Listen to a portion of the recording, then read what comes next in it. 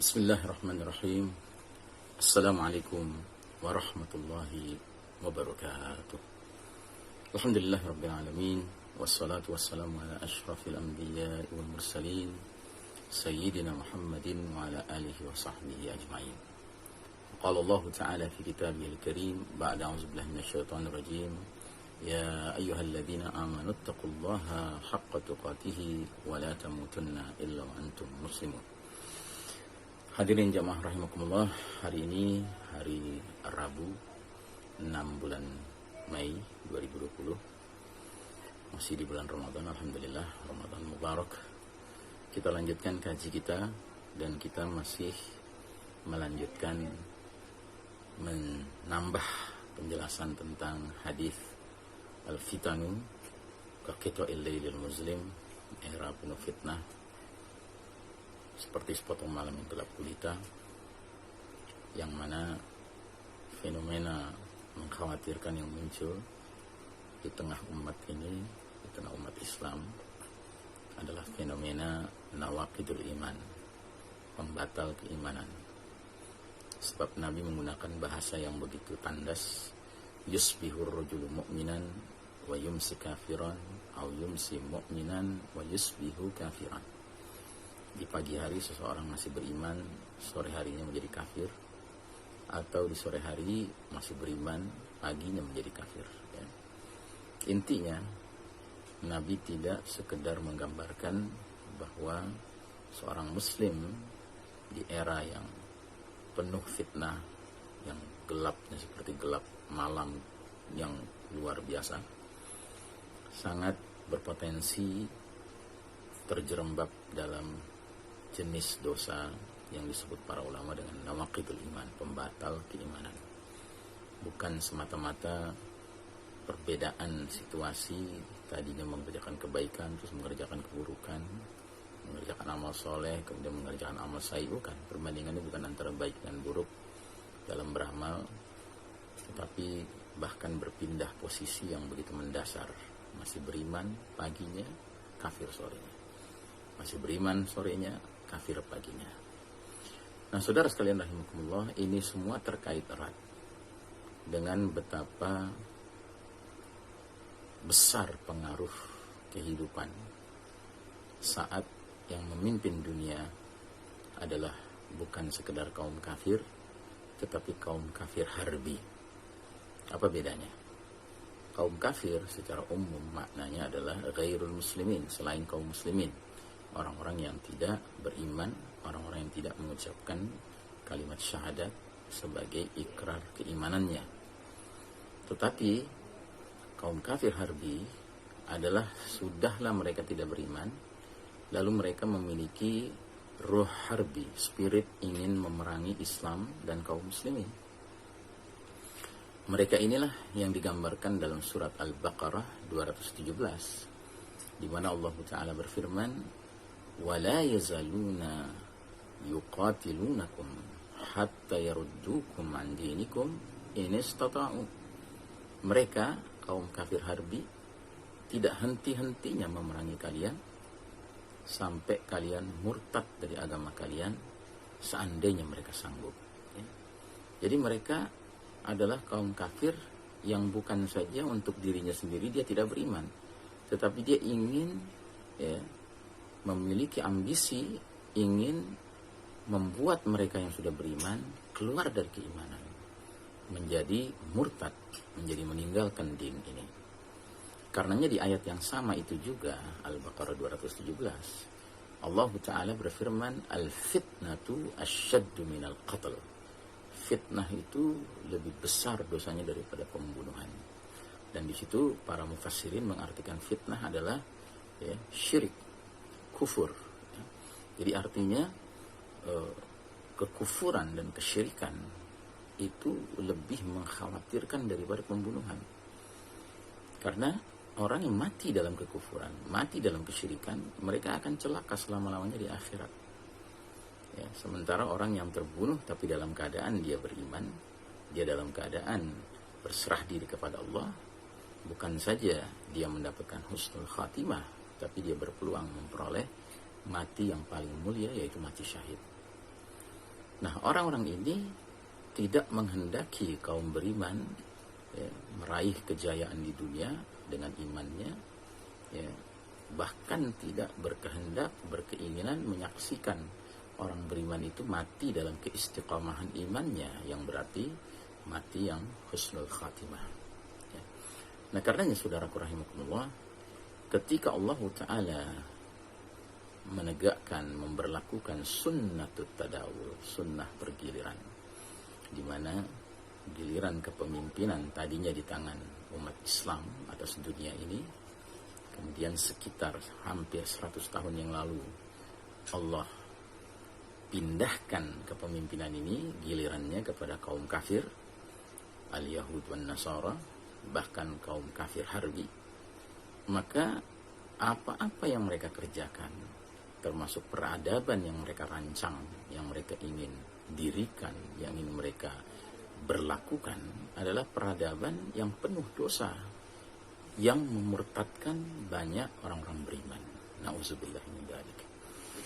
Karenanya sekali lagi kami peringatkan diri kami sendiri dan kita sama semua, betapa pentingnya kita memiliki ilmu tentang dosa-dosa nawaqidul iman, dosa-dosa pembatal keimanan. Kemarin kita sudah mengangkat salah satu contohnya adalah ideologi pluralisme. Ideologi yang sekarang benar-benar dipromosikan, dikampanyekan sedemikian rupa, sehingga tidak sedikit di antara umat Islam yang terracuni oleh ideologi ini, faham ini, sampai kemudian keluarlah ungkapan-ungkapan seperti semua agama sama, semua agama baik, ya, semua agama benar. Dan inilah ungkapan yang mereka inginkan, kaum kafir harbi itu. Sebab ungkapan seperti ini termasuk ungkapan yang kategorinya nawaqidul iman, membatalkan iman yang mengucapkannya. Nah, kita sekarang coba angkat contoh lain lagi.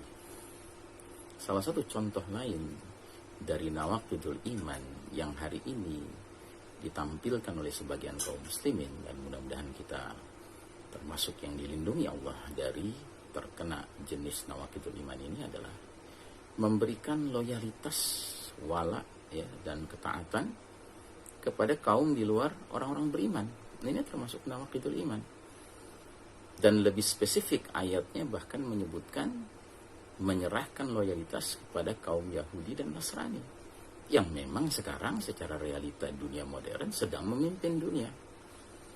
Allah Ta'ala berfirman dalam surat Al-Ma'idah ayat 51, Ya ayyuhalladzina amanu la tattakhidhu al-yahuda wan nasara awliya.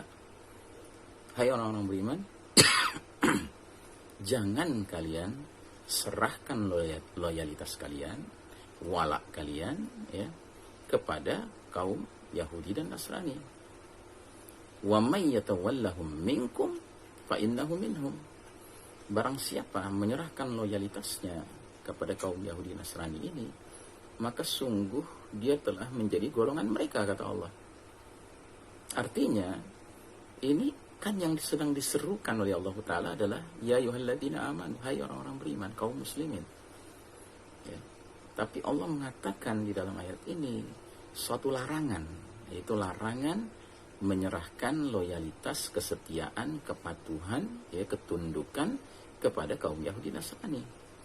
Dan Allah sampai menjelaskan kenapa Allah larang, karena ada konsekuensinya. Konsekuensinya apa?